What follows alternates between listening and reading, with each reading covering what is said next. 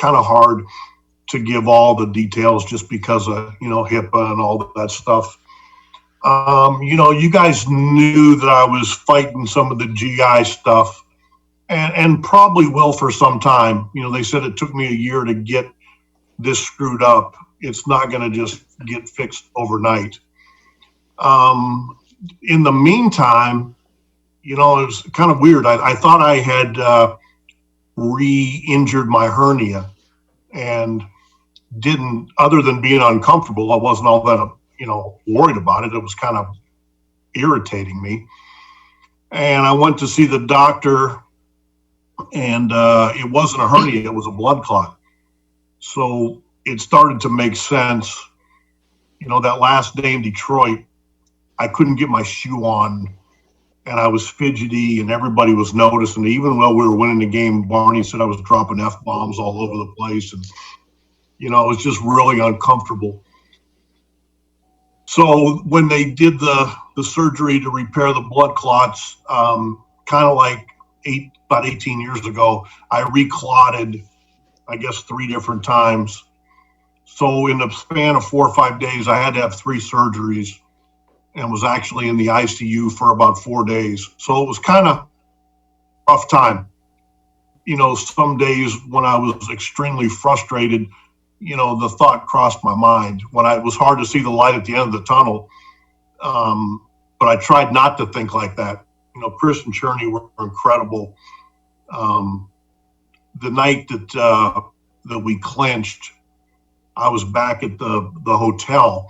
They actually came over with a hat and a shirt, and we celebrated for about 5 minutes, and that was really meaningful to me. Hey, Tito, have the doctors given you their blessing to come back? Do they want to just see you get stronger and then check back in over the next couple of months?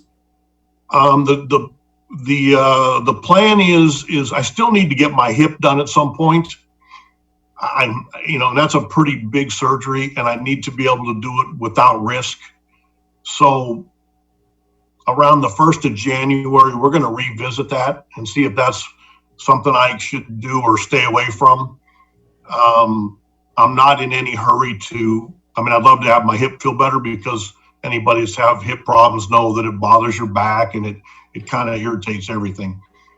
I'd love for my quality of life to be a little bit better.